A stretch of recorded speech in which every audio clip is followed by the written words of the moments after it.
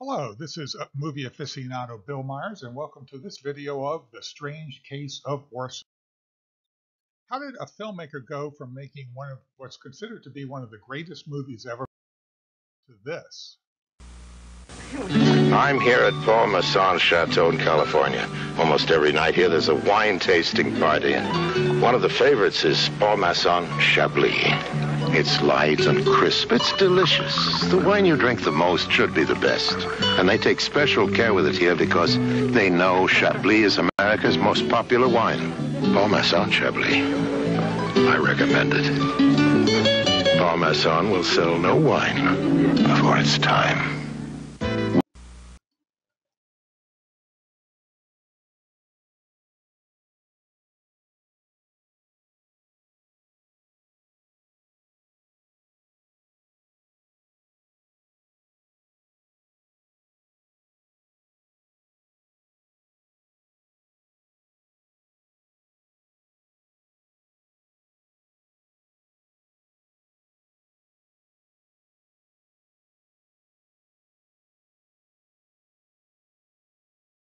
Orson Welles was born on May 6, 19.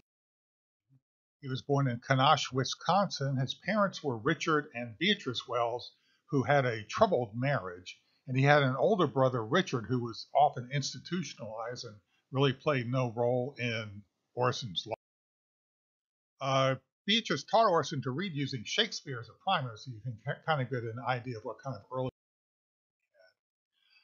They had a troubled marriage, and the father often stayed at the Sheffield Hotel, which he owned in Grand Detour, Illinois. Eventually, a friend moved into town called Dr. Maurice Bernstein, became a good friend of the family, and was very influential in Wells's early upbringing. As a matter of fact, Wells called him Dada. He was described as a big kid who looked older than his age. He had large but delicate hands and flat feet, which bothered him his whole life. He did not have a lot of friends, and much of his schooling was done at home by Mom and Dr. Bernstein. People rarely said no to him, and that would become a problem later in life. His mother died when he was 9, and he went on his first trip to Europe with Dr. Bernstein in 1924. The family had money, but Dad was running through it. He moved in with him to the Grand Detour to the hotel, and at a boys' club there, he adapted, directed, and acted in Dr. Jekyll and Mr. Hyde at age 9 or 10. When he was bullied, he would take a makeup kit, make himself up to look beat up, and then upstage the bully, who was amazed. He finally got formal education at the Todd School in Woodstock, Illinois. It was a school for exceptional boys, and he loved it. He was very involved in the theater there. He designed sets and musicals in such plays as Julius Caesar, Richard III, again, Dr. Jekyll and Mr. Hyde, and Faustus.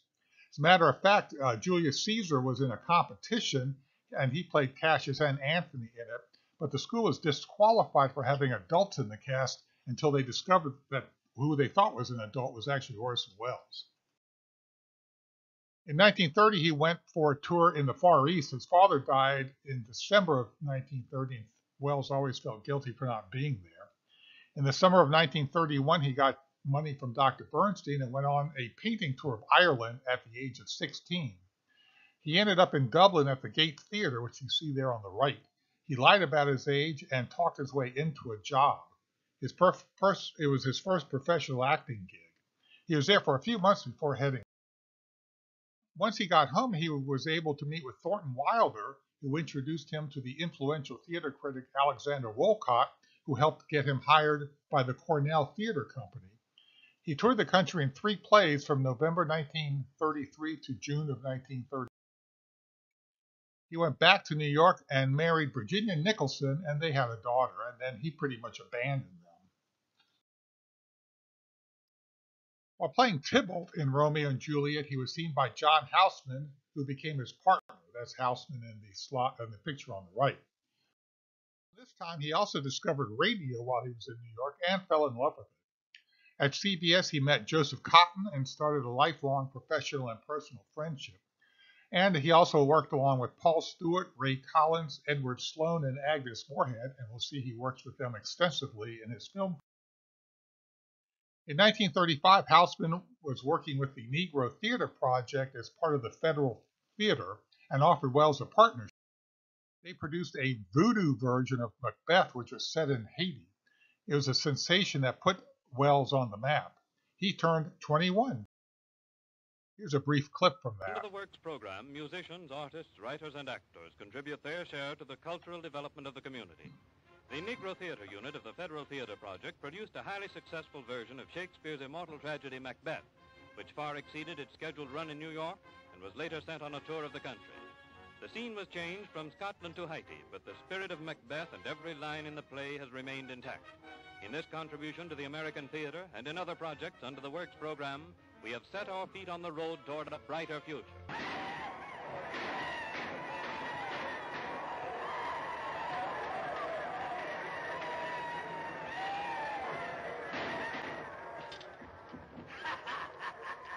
Thou losest labor, for I bear a charmed life which must not yield to one of woman born. Despair thy charm, and let the angel whom thou still hast served tell thee Macduff was from his mother's womb untimely ripped.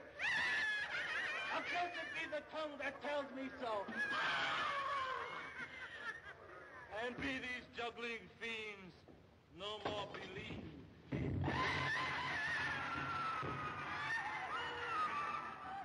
Hail, King!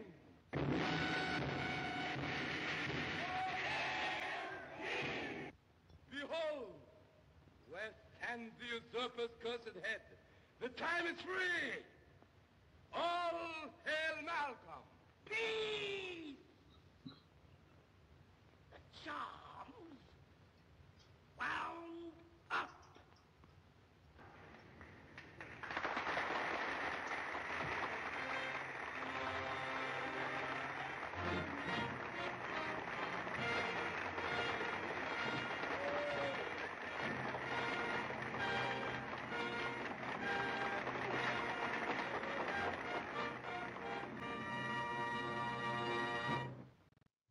So while he was in New York, he did a lot more radio and often was having many affairs, often with dancers. One of the early radio shows he did was The Shadow in 1937, doing that a lot. Here's a little scene from one of the episodes. What are you holding back, Keegan? I can answer that for you, Commissioner Weston. Keegan is shielding the warden as the real instigator of the Waxworks murders. That's a lie. He wanted you all of the way, Commissioner, so he employed Keegan as his instrument of murder. Don't listen to him. Go on, Shadow. But first, he had to give Keegan sufficient incentive to perform these crimes, so he went to work on his emotions, his jealousy. How? He told Keegan that his girl Edna Kelly had been double-crossing him, right along. Keegan, this was a lie. Huh? What, do you mean she was on a level? Absolutely, Keegan. Why, Driscoll, you dirty... Look out, he's got another gun. Hey, don't. Go on.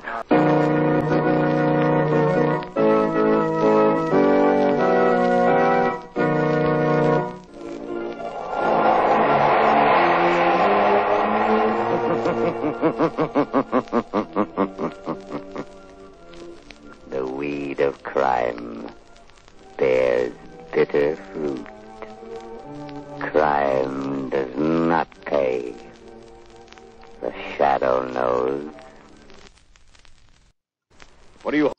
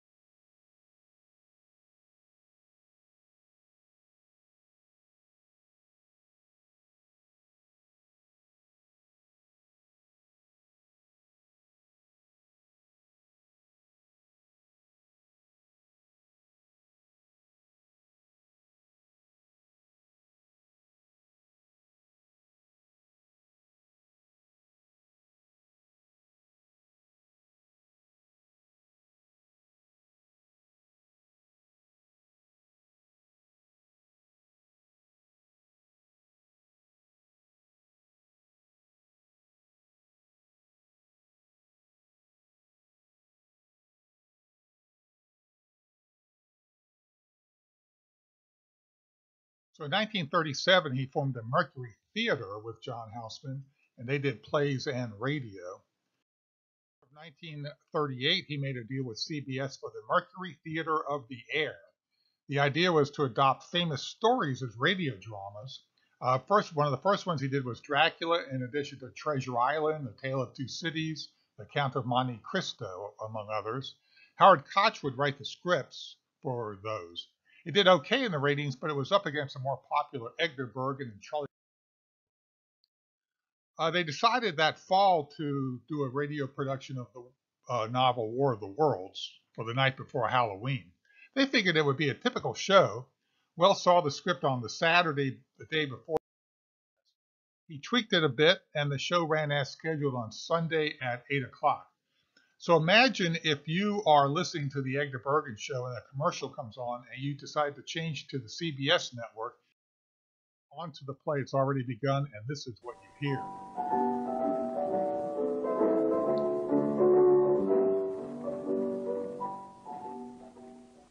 We are bringing you an eyewitness account of what's happening on the Wilmuth Farm, Grover's Mill, New Jersey.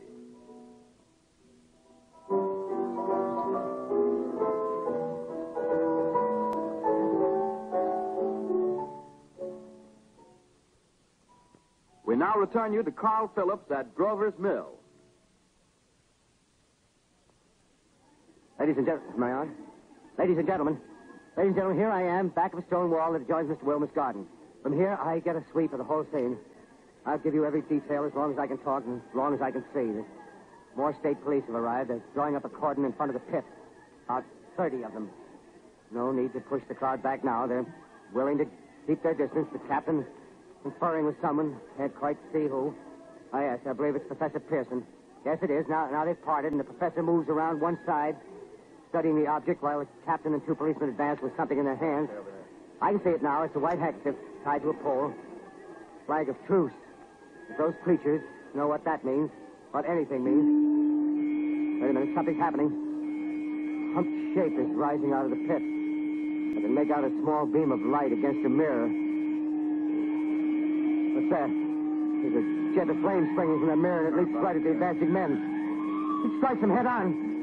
Lord, they're turning into flames. Oh, the whole field's caught up by the woods, the barns, the gas tanks of the automobiles spreading everywhere. It's coming this way now, about 20 yards to my right.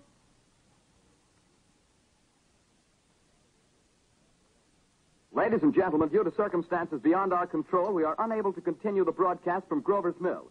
Evidently, there's some difficulty with our field transmission. However, we will return to that point at the earliest opportunity.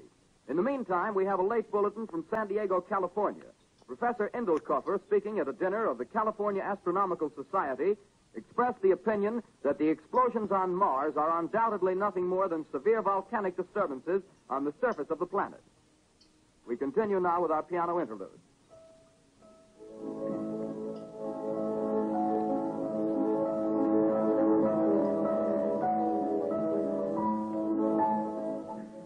Ladies and gentlemen, I've just been handed a message that came in from Grover's Mill by telephone. Just one moment, please. At least 40 people, including 6 state troopers, lie dead in a field east of the village of Grover's Mill. Their bodies burned and distorted beyond all possible recognition. The next voice you hear will be that of Brigadier General Montgomery Smith, commander of the state militia at Trenton, New Jersey. I have been requested by the governor of New Jersey to place the counties of Mercer and Middlesex as far west as Princeton and east to Jamesburg under martial law. No one will be permitted to enter this area except by special pass issued by state or military authorities.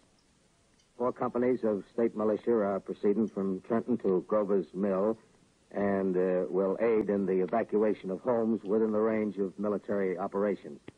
Thank you.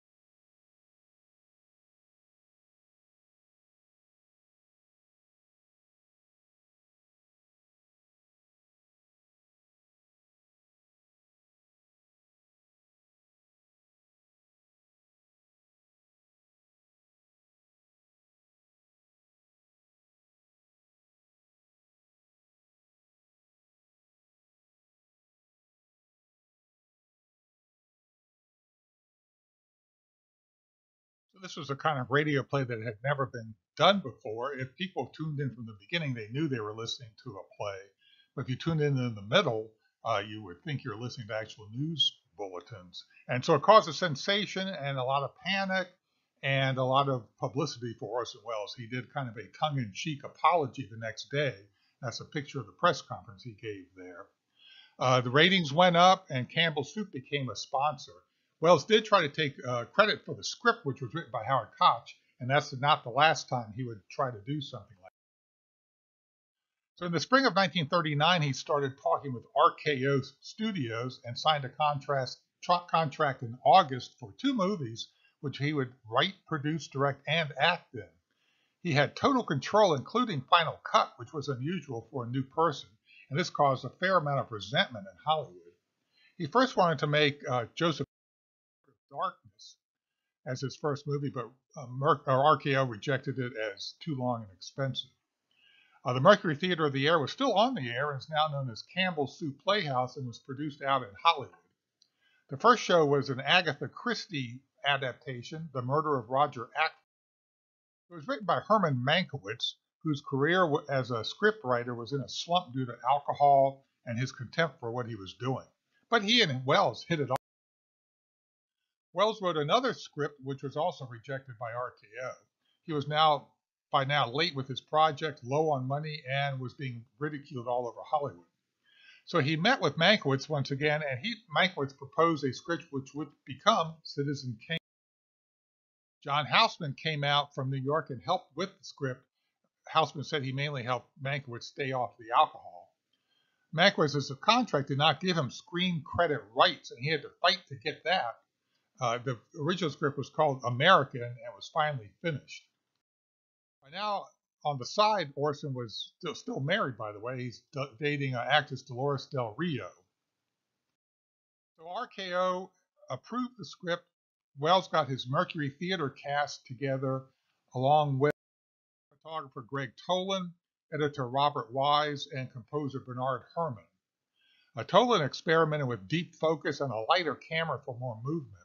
And sound played a very important role in the movie. It's almost a real. The picture was shot from July 22nd through October 23rd. In August, Luella Parsons visited the set to check on rumors that it was based on her boss, William Randolph Hearst. And just as it was about to open, a magazine ran a story comparing Kane to Hearst. Luella Parsons saw a story, and she threatened to sue if it was released. Louis B. Mayer from MGM offered to buy the negative and destroy it. And Hearst forbade his newspapers to write anything about it and threatened theaters that ran it. The movie still opened, and the countries and around the country and the audience liked it. It was an unusual movie, and there was no emotional involvement in it. It did get good reviews, but it was not a moneymaker for RKO. Here's the opening scene. In a normal movie, your opening scene would probably have some kind of extreme wide shot to kind of get the audience oriented to where they are. But notice how this breaks all those rules.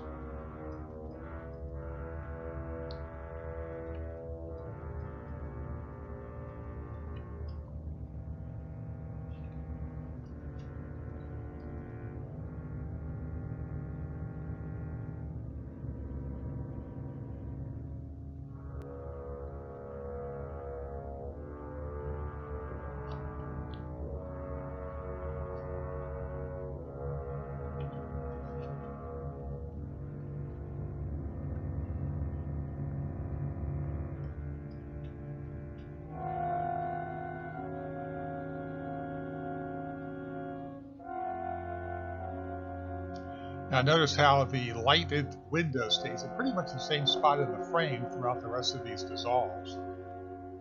And this is a lot of this is actually a matte painting.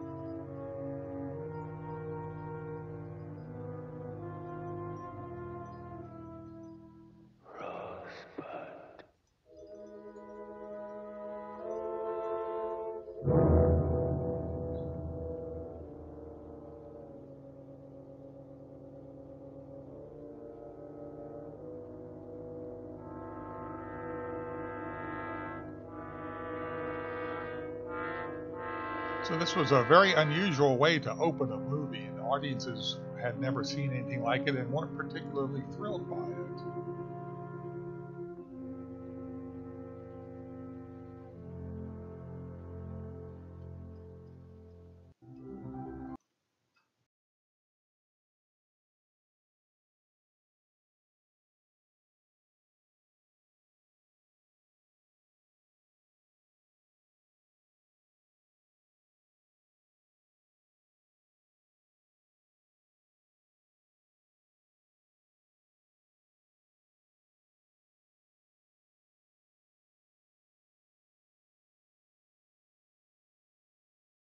So the movie has been very influential over the years. Here's the final scene from Citizen Kane and the final scene from Raiders of the Lost Ark. Check to see if you see any similarities.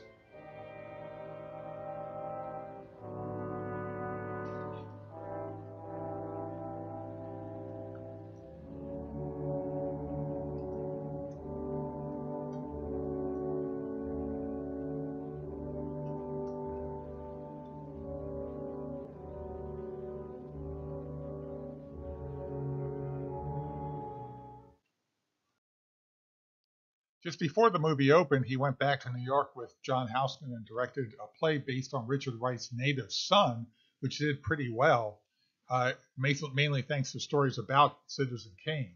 He also continued in radio, but he still owed RKO some more movies. He worked on a script in 4 parts called It's All Time, and also got going on The Magnificent Ambersons and Journey into Fear. RKO had George Schaefer told Welles he needed a hit, so he decided to make The Magnificent Ambersons next because it was based on a popular book. Welles also renegotiated his contract and gave RKO final cut. He also said The Magnificent Ambersons would be a movie. He was 26 when he made the movie. He had lost a lot of the Citizen Kane crew, but kept some of the cast members, including Joseph Cotton there on the right. While he was shooting the movie, the government asked him to do a goodwill tour of South America to try to keep them out of the war. He decided to go down and make It's All True, shoot starting in February, but editing on The Magnificent Ambersons was not complete, and this was a big mistake which he would tend to repeat over and over. He went down to Rio. Again, The Magnificent Ambersons was not complete. He went to Rio with a crew, and he just loved it down there. He shot miles of film, ate lots of food, and sampled lots of women. While he was down there, Citizen Kane was nominated for Best Picture. He was nominated for Best Actor, Director. Greg Toland was up for Best Cinematography, Best also Art Direction, Sound, Editing, Music, and Screenplay. It only won 1 Oscar for Screenplay, which Welles had to share with Mankiewicz. Bernard Herrmann, who did the music for this one, also won an Oscar, but for a different movie. Herrmann went on to have a very long and excellent career and worked with Alfred Hitchcock on a lot of his great classics. So while this was going on, Welles was still partying and shooting films in Rio. Robert Wise and Mark Robson were trying to edit The Magnificent Ambersons to Welles' specifications. They got a version that ran a little over 2 hours. They had a couple of showings for test audiences, and the reactions were very mixed. The movie was too dark for them during World War II, so RKO reshot the ending and cut 44 minutes out of it, and that's the version we have today. The lost footage is still. It was still too dark and downbeat for audiences, and Welles didn't fight very hard. Here's the trailer.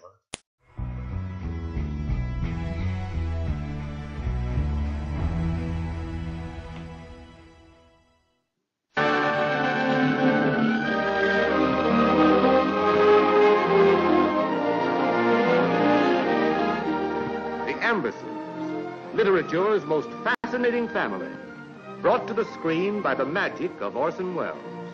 Richard Bennett plays old Major Amberson, tyrannical head of a family that had all the rights of royalty and none of its responsibilities. Dolores Costello returns to the screen with a magnificent portrayal of Isabel, the Major's daughter, who left the man she loved to wed another who was more acceptable.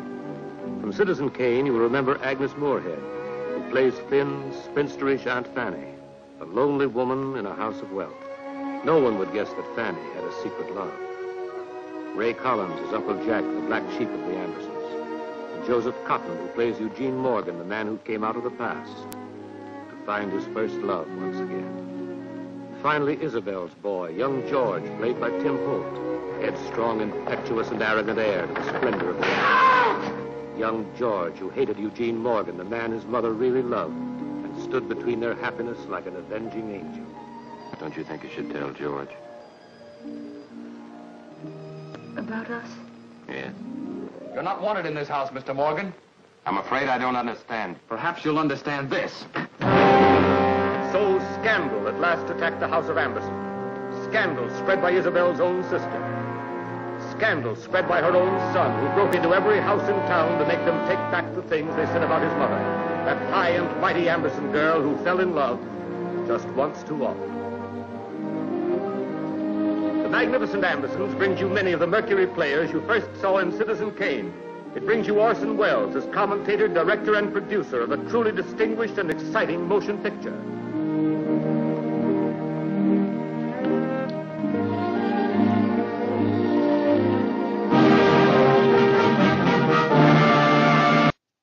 So you see a little bit of that set. It was a huge set that they built for the movie, and RKO managed to reuse it in many other movies. Magnificent Ambersons was another money loser for RKO, so Wells was 0 for 2 in his contract.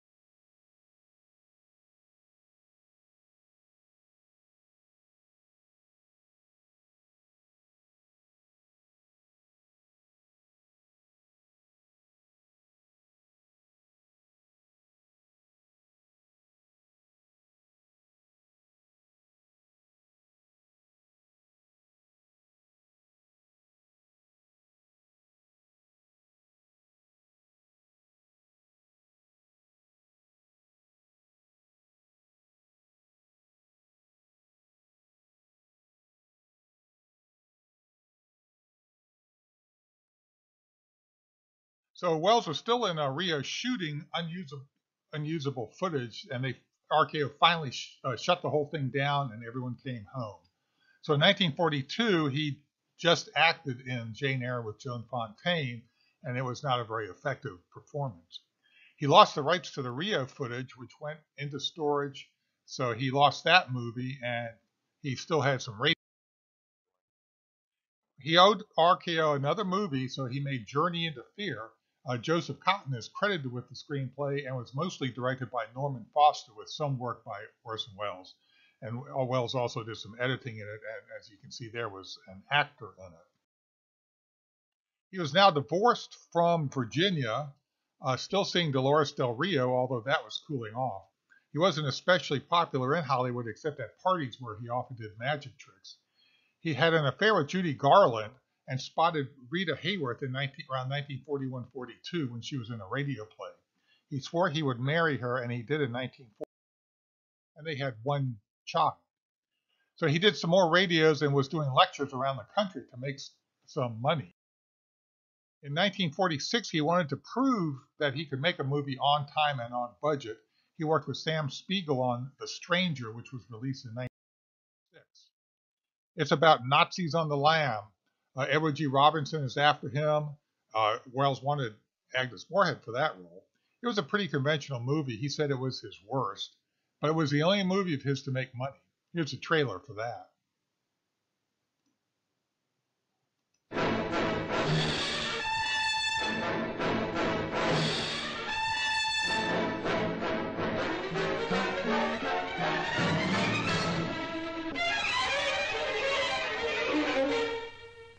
In failing to speak, you become a part of the crime. But I'm already a part of it. Because I'm a part of you.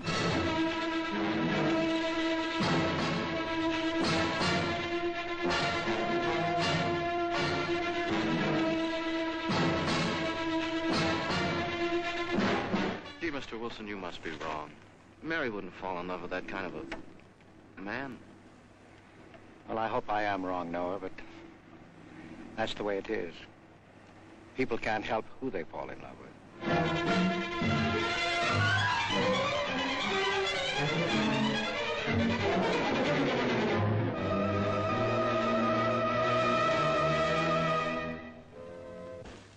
What do you want? I came to kill you. You are a fool. When they find me, they'll know you're still here. But, darling, you're on the verge of a breakdown. Any child could see you'd wind up killing yourself. Kill me, I want it. I couldn't face life knowing what I've been to you and what I've done to Noah. But when you kill me, don't touch me with your hand.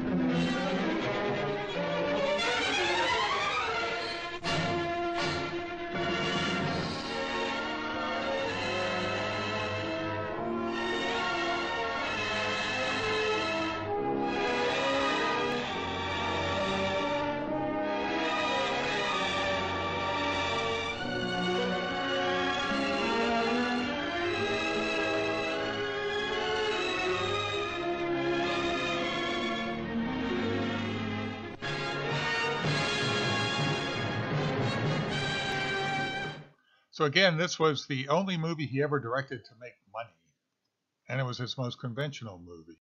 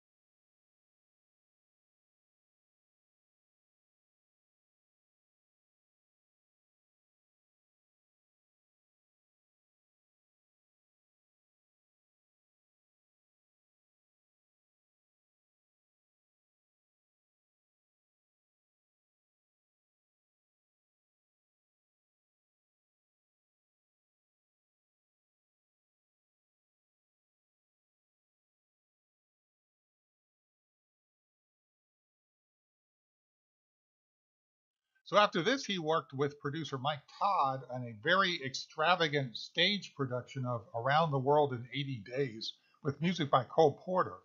It was a huge production with complicated sets and very expensive. It had a lot of technical problems and was not a success. Interestingly, the next decade in 1956, Mike Todd produced the Oscar-winning film version of the movie, which had a ton of cameos from actors from all over the world, but not Orson Welles. He was not included in it. The story goes that he was talking to Cohen about money for the play, and he said he would make a movie from a terrific book. And wherever he was making the phone call, he looked around and saw the book called "If I Die Before I Wake," and said that would make a terrific movie. Let me make it for you. By now, he and Hayworth were separated, but he wanted her for the movie. He cut her hair and dyed it blonde, upsetting Cohen. He changed the title to Lady from Shanghai. The final film that Welles turned in was pretty incomprehensible, and it was cut from 155 minutes to 88 minutes. It was released in 1948. It cost $2 million and made only $1.5 million. The final scene is pretty famous in A House of Mirrors. Here's a chunk of that. In here, we're less likely to be heard. I was thinking it was only your husband you wanted to secure. Why don't you try to understand? George was supposed to take care of Arthur, but he lost his silly head and shot Broom. After that, I knew I couldn't trust him. He was mad. He had to be shot. And what about me? Oh, we could have gone off together. Into the sunrise. You and me, or you and Grisby. I love you. One who follows his nature keeps his original nature in the end. But haven't you heard ever of something better to follow? No.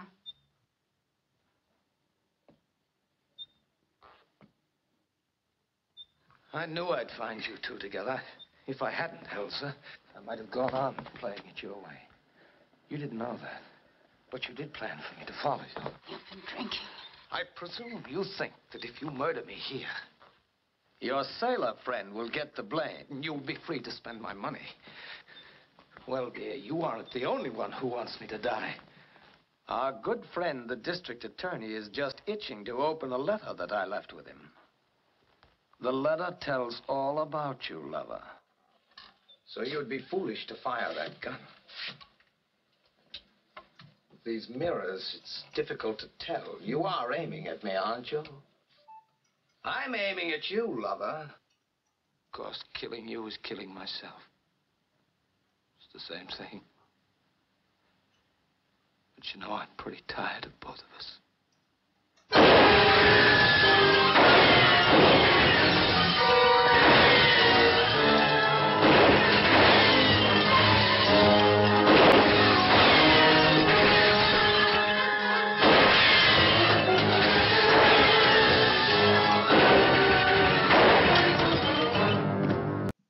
It's a pretty entertaining scene, pretty unconventional, too. It's hard to shoot hiding the mirrors, too. But again, it did not make any money for Columbia.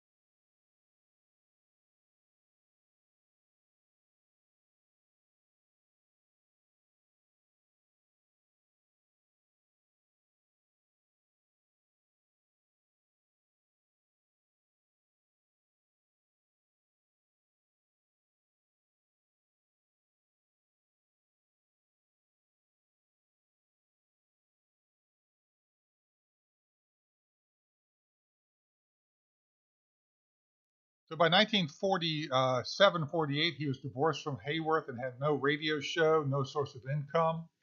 He got a deal at Republic Pictures, which was the home of low-budget westerns, to make a low-budget version of Macbeth. He recorded the dialogue first and had the cast lip sync to it, which was kind of unusual. He rented costumes and cheap sets, but it was actually well made. Here's the opening scene.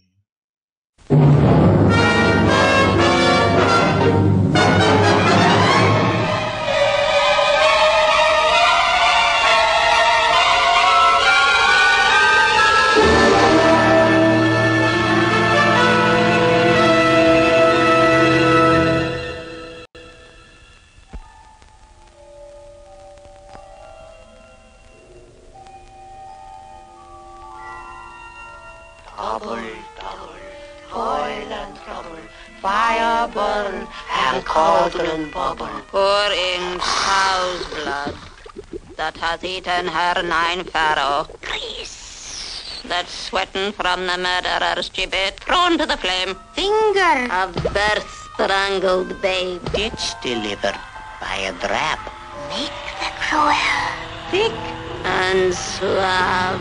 like a hell broth, boil and bubble. For a charm of powerful trouble. When shall we three meet again? In thunder, lightning, or in rain? When the hurly-burly's done. When the battle's lost and won. That will be at the set of sun. There to meet with.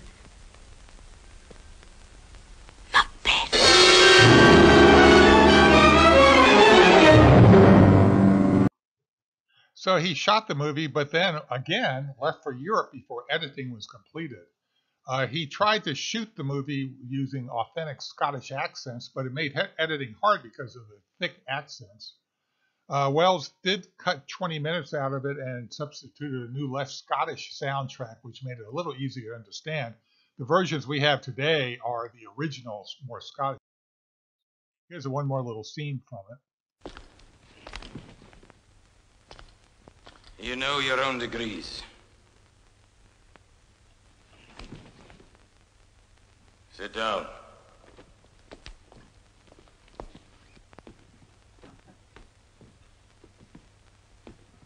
And first and last, a hearty welcome.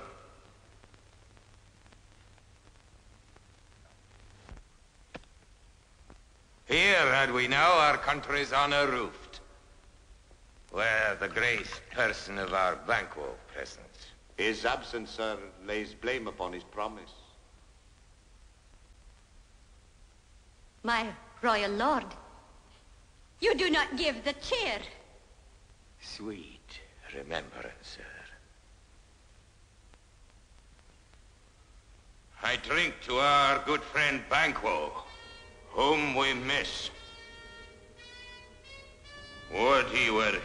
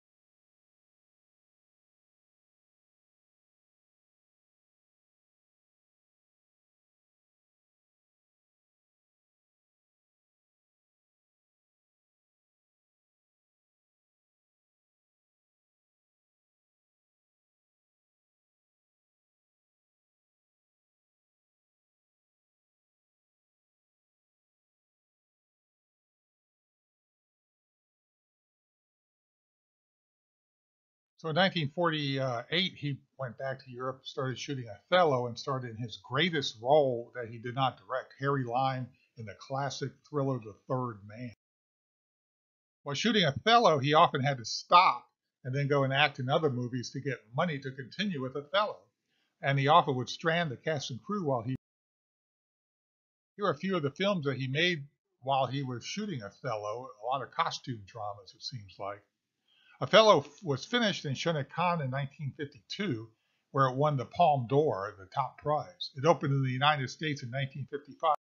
Much acclaim or box. Here's the trailer. There was once in Venice a Moor, Othello, who for his merits in the affairs of war was held in great esteem. It happened that he fell in love with a young and noble lady called Desdemona, who, drawn by his virtue, became equally enamored of him.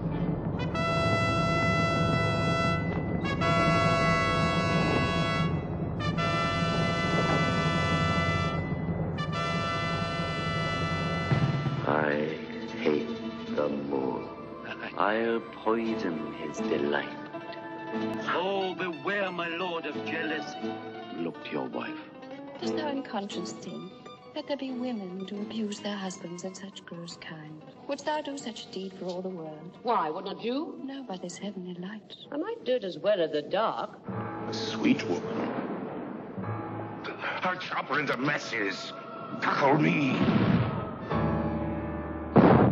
Is wit safe? Is he not light of brain? He is that he is.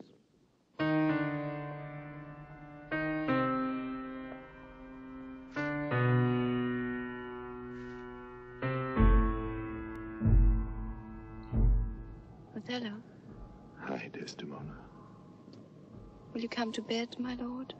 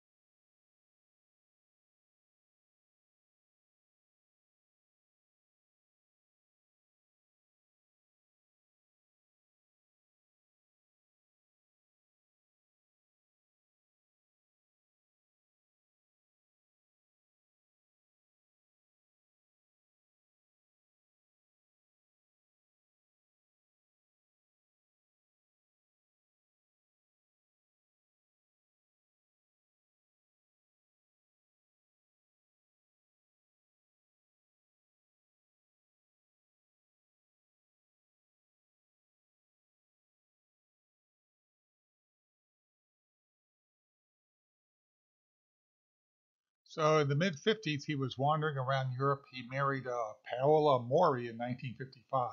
He was just scraping by, but getting larger physically. He worked on plays and in radio, including a radio version of Harry Lime from The Third Man. He did come back to America to do King Lear on live TV. He had tax issues, so in order to avoid being arrested, his pay for that play went to the IRS. His next movie was Mr. Arcaden. This was based on a Harry Lime radio script. A rich man hires a detective to research his past, then those he finds are killed. Various versions of it exist these days. It was mostly shot in Spain, and he was taking so long to edit it that it was finally taken away from him.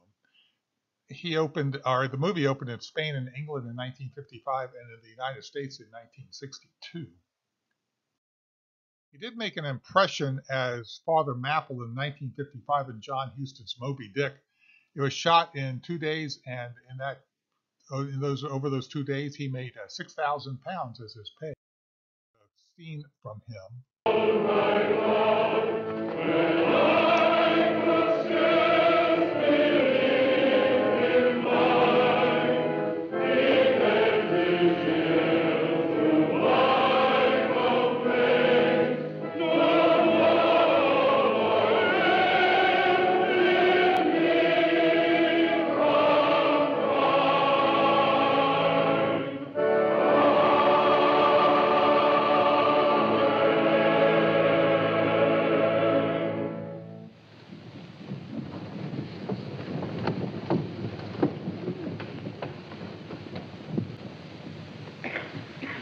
And God had prepared a great fish to swallow up Jonah. Shipmates, the sin of Jonah was in his disobedience of the command of God. He found it a hard command. And it was, shipmates, for all the things that God would have us do are hard. If we would obey God, we must disobey ourselves. But Jonah still further flouts at God by seeking to flee from him. Jonah thinks that a ship made by men will carry him into countries where God does not reign. He prowls among the shipping like a vile burglar hastening to cross the seas. And as he comes aboard, the sailors mark him. The ship puts out. But soon the sea rebels. It will not bear the wicked burden. A dreadful storm comes up. The ship is like to break. The boatswain calls all hands to lighten her. Boxes, bales, and jars are clattering overboard. The wind is shrieking. The men are yelling. I fear the Lord, cries Jonah, the God of heaven who hath made the sea and the dry land. So Moby Dick was directed by John Huston and, by the way, written by sci-fi writer Ray Bradbury. John Huston will play a role in Wells's later life, as we'll see in a bit.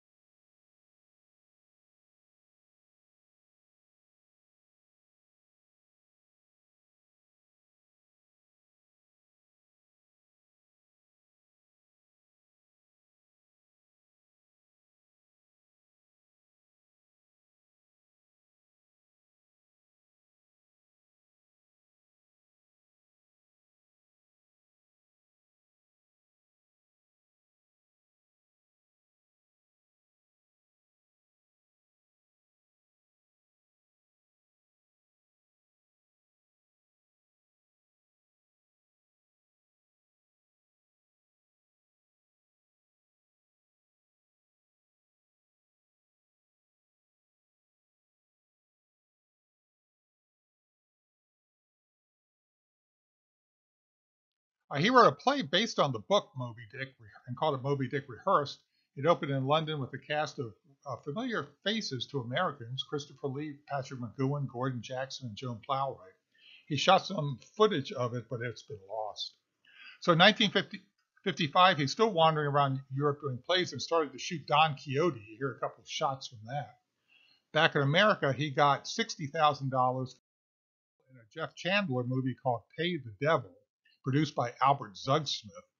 Zugsmith and Welles got along well after Welles did some rewrites on the script. After some boozing, Welles said he would love to direct one of Zugsmith's worst scripts. So Zugsmith gave him the script to Badge of Evil. Although the script was offered to Charlton Heston, he asked who was directing it. They didn't know, but Orson Welles was to play the heavy.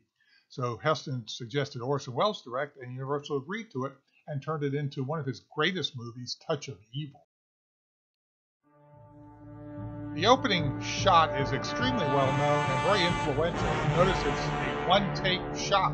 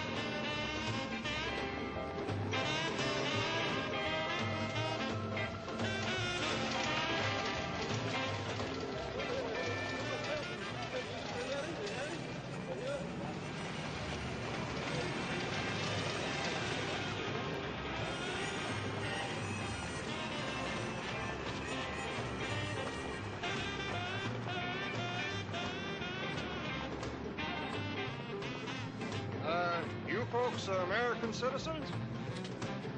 I am, yes. Where were you born, miss? Mrs. What? Philadelphia. The name is Vargas. Hey, Jim. You see who's here? Sure, Mr. Vargas. Hot on the trail of another dope ring? Hot on the trail of a chocolate soda for my wife. Your wife? Tell your bride, officer. Hey, can I get through? A lot of talk up here about how you cracked that Grandy business. Yeah, we hear you caught the big boss. No, only one of them. The Grandys are a big family. Good night. No purchases, Mr. Lineker? Hey, I got this... You're American citizen, miss? No, I got this ticking noise. Yeah, okay. No, really, this Good ticking night. noise in my head.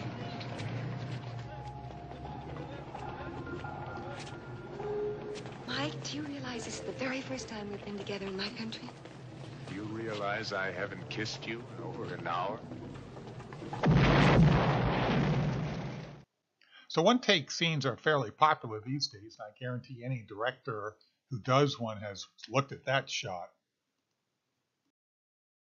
By all accounts, Welles was on his best behavior making the movie, and he got it pretty much on budget and on time.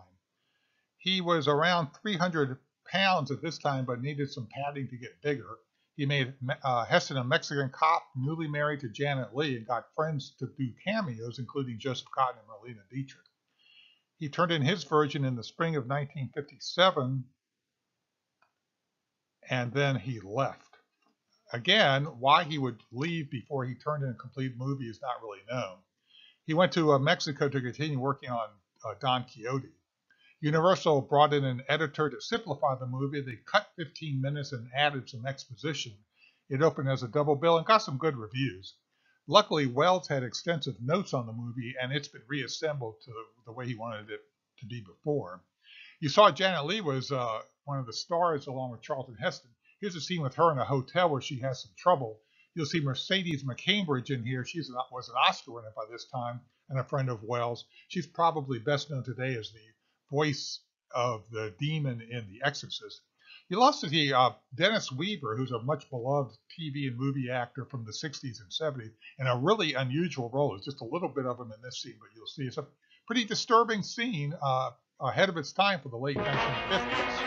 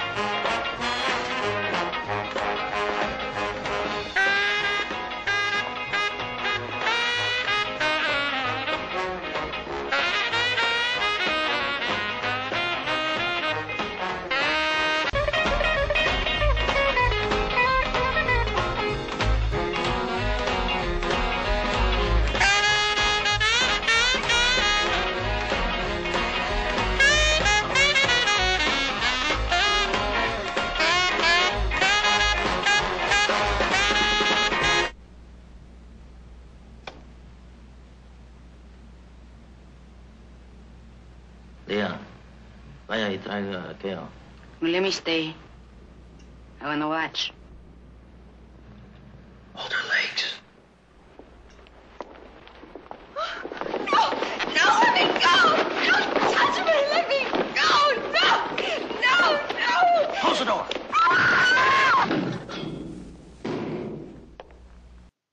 So you may remember that Janet Leigh starred a couple years later in another movie where she had some trouble in a hotel.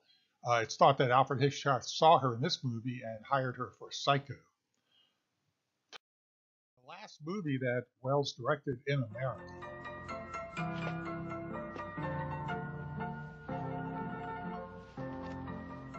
What's my fortune?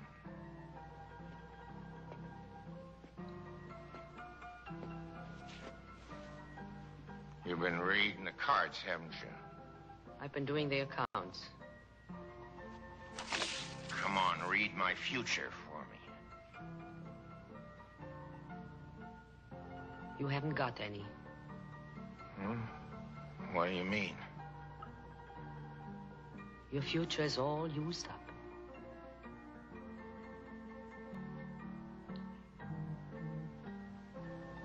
Why don't you go home? So he went back to Europe, continued to act for Don Quixote, which he shot off and on. Here are a few more movies he made of varying degrees of quality. In 1961 in Europe, he wrote and directed The Trial with Anthony Perkins, a movie after Psycho. It turned out to be okay, didn't make much money, but turned out to be a trailer.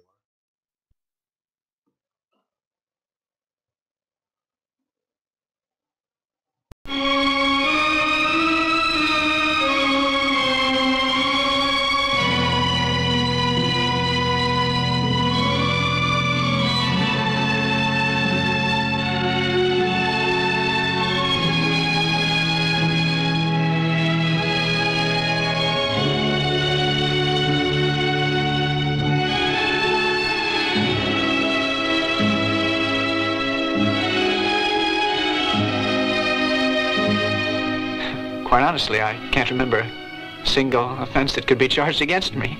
But the real question is, who accuses me? Or in the circles I move in, all sorts of different cases naturally come up for discussion, and the more interesting ones stick in my mind. Why am I always in the wrong without even knowing what for or what it's all about? That's not something I'm prepared to discuss with you, Mr. Kay. You'd better examine your own conscience. Even the saints have temptations.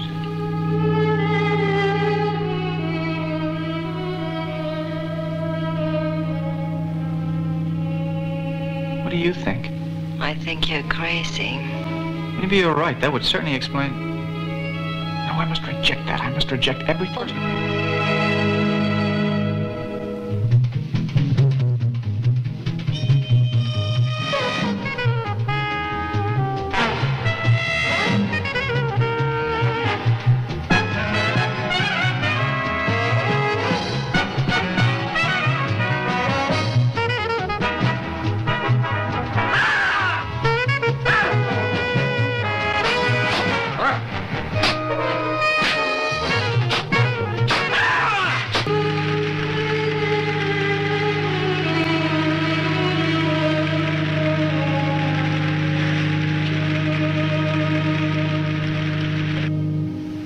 Can there be any doubt that behind my arrest, a vast organization is at work? An establishment which contains a retinue of civil servants, officers, police, and others, perhaps even hangmen.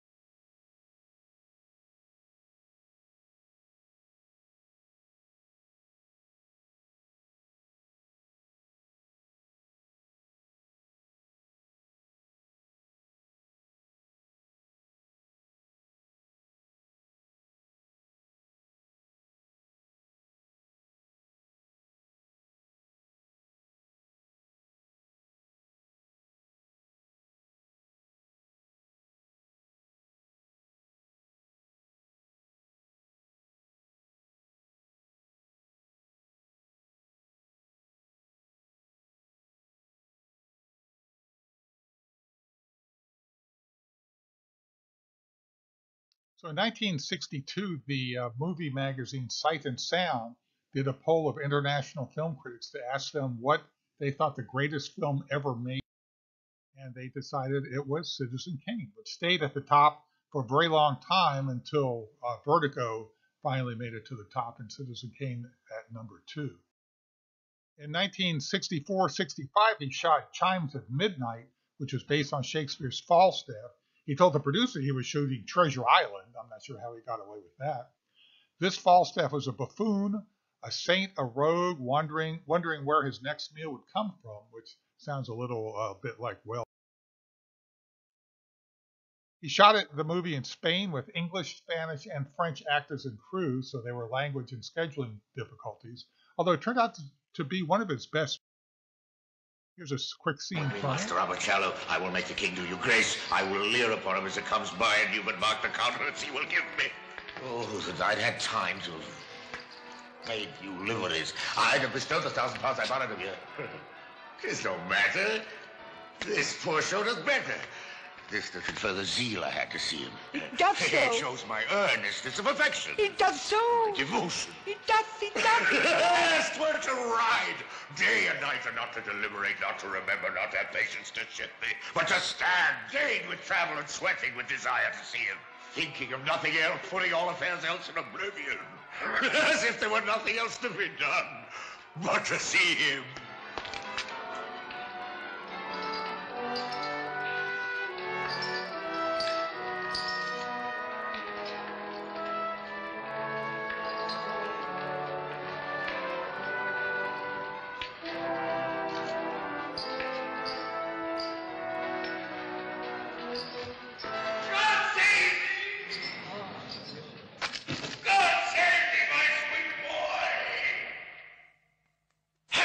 Wits, know you what 'tis you say. My king!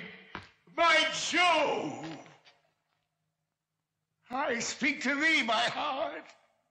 I know thee not, old man. Fall to thy prayers.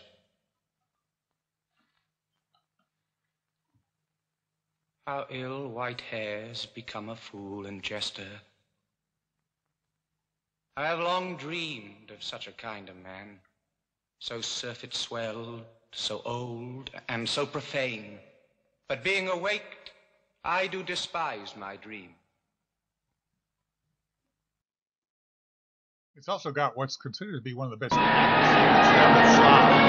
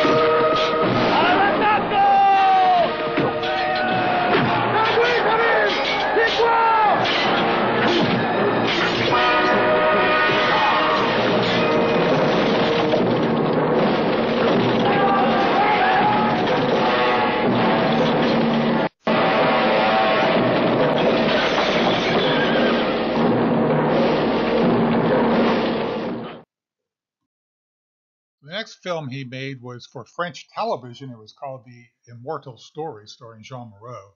It was made in 1966 and released in 1968. It was just 58 minutes long, and it was his first color movie. He had worked only in black and white up until then. In 1962, while he was still married to Paola Mori, he met Olga Palinkas. Her name was changed to Oja Kodar, and they were together from the late 60s till his death. He was married to Mori until 1985. He acted in a lot of movies at this time in order to get money to make more movies that he wanted to direct. He moved back to America. Here's some more movies that he would make, again of varying quality. He became a popular guest on talk shows and did, as you can see, quite a few of those. So in 1971, he came up with the idea for a film about a movie director trying for a comeback called The Other Side of the Wind. He shot it starring two movie directors, John Huston and Peter Bogdanovich. He got John Huston to star, and even when there was no script, it was mostly shot in Arizona with some in Spain. The financing was done by Medhar Brucheri, the Shah of Iran's brother-in-law. In 1975, it was almost finished when the Iranian Revolution happened. The Ayatollah Khomeini ended up with the footage and held on to it, and it was still held in storage when Welles died. So in 1974, he completed his final film, F for Fate. It's a pretty engaging documentary about art forger Elmi DeHore and fake Howard Hughes biographer Clifford Irving and Welles himself. It's pretty entertaining, but didn't do too much box office. Here's the trailer.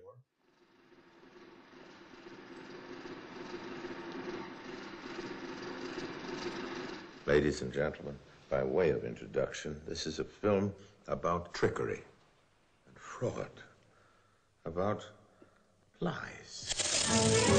You don't talk about Napoleon or Julius Caesar. You're talking about Elmire. Elmire? Elmire? Who is Elmire? That question has yet to be answered with any real precision. Can I kiss you too? Anybody wants to eat? In the world of the jet-setters among us beautiful people, everybody knows Elmire. But Elmire what? He has about 60 times the same name. DeHore? His called his name Ori, Uri, Bori, Suri, Kori, Bari, Dori, all the... Papa. With U-R-Y, 60 names. His real name was Elmire Ferenc Hoffman. Then 60 personalities, as much lies and as much real. Well, sounds very Jesuitic. Yes, his world is a world of make-believe. I'm not an actor. Not an actor? Elmire? I'm not an actor. I am not a professional actor. He's a leading actor in this movie. His profession, it's true, is painting fakes. Among all fakers, Elmire is number 2. Once, I saw a man from Ibiza writing a book on fake who came to see me to Paris. He said, I heard you are the first man who bought an Elmire. And that man's name was... Clifford Irving. The important distinction to make when you're talking about the genuine quality of a painting is not so much whether it's a real painting or a fake. It's whether it's a good fake or a bad fake.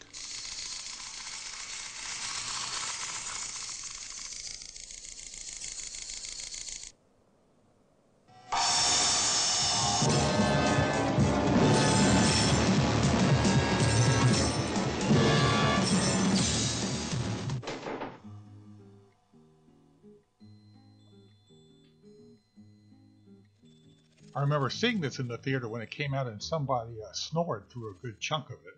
But still pretty entertaining. So by now he was weighing around 350 pounds and was starting to have health issues. In many movies, he would just be seen seated. He acted and narrated fairly often, and often added class to fail. On October 9th, 1985, he was a guest on the Merv Griffin Show, and here's a quick... He captures our attention with every word he speaks. Would you welcome the one and only Orson Welles?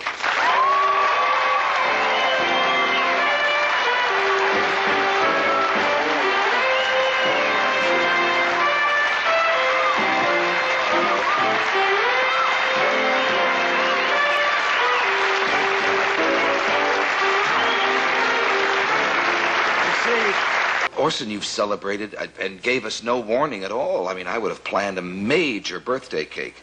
You celebrated a big birthday, didn't you?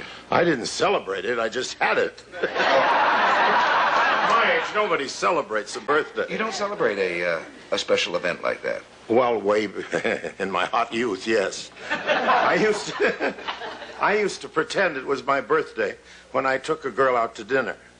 And then I'd have the waiter bring a cake in and sing happy birthday, and I'd use that as an excuse to extend the evening. And one night, a friend of mine, Ty Power, God rest him, whose birthday happened to be the same day as mine, May 6th, came in February and saw a waiter singing happy birthday to me while I sat next to a pretty girl, and I got the dirtiest look I've ever had in my life.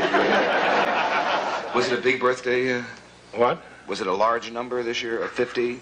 It was right up there in the double numbers, you know. It was. Well, 10 would be a double number.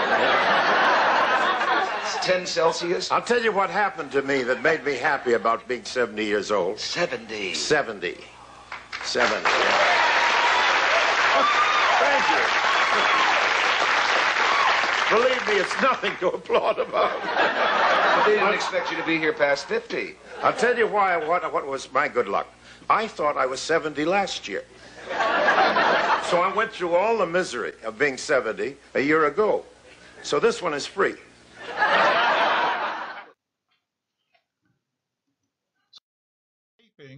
He went out to dinner at Maison, then went home to work on a script, and he died that night of a heart attack alone.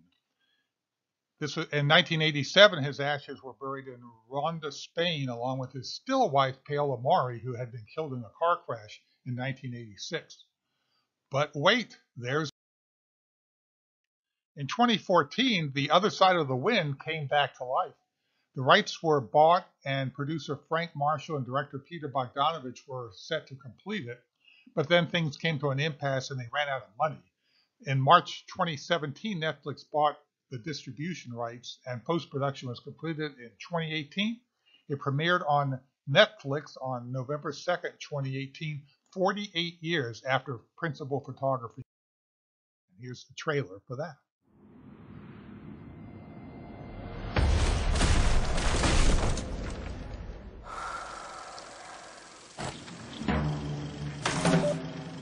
Jay can't afford. The Ernest Hemingway of the cinema. I just want to know what he represents. The man is infested with disciples. I'm the apostle. Just like me and God. How could you tell us apart? Patrick's new movie? The Other Side of the Wind. What's that about the movie? We don't talk about the movie. So you old guys are trying to get with it. Is that what this movie's about? Well, we don't actually know. What do we know? Jake is just making it up as he goes along. He's done it before. Movies and friendship. Those are mysteries. Mr. Hannaford, could you please slow down? Mr. Hannaford! What he creates, he has to wreck. It's a compulsion. Want me to bring you another scotch? We'll have our own movie. A real movie. The Other Side of the Wind. Well, here it is. If anybody wants to see it. There's also a documentary, They'll Love Me When I'm Dead, about Orson Welles, which is also on Netflix.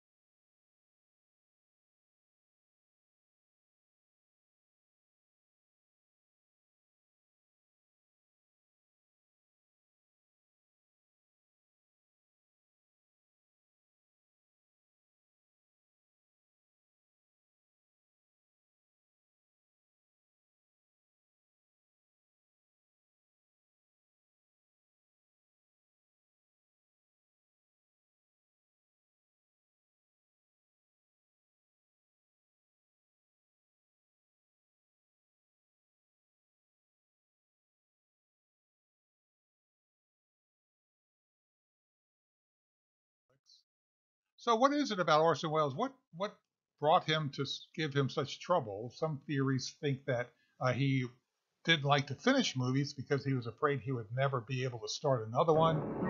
He was some kind of a man. Once he was done with the movie, he was done with it. He was free to go on to what does it matter what you say about people? Never made really a commercial movie, but still held in great esteem. He was a great filmmaker, if not really a commercial one. Well, thank you for watching. We're going to let Marlena Dietrich have the last word on Orson Welles. He was some kind of a man.